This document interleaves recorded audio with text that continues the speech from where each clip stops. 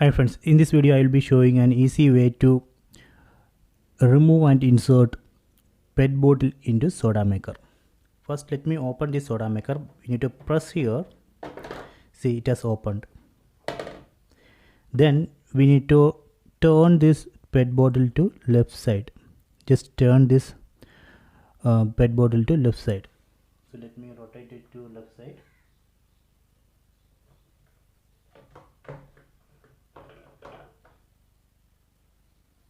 Okay, done. Then again press here.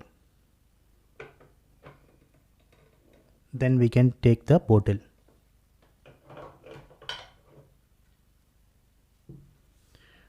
Okay, done. So next I am going to show you how to insert this bottle. Just take the bottle, then press here, then connect it like this, then keep inside.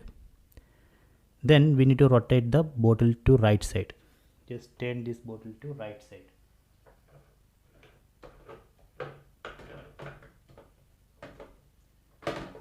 See, done. So this way we can easily remove and insert PET bottle into soda maker. Please try this.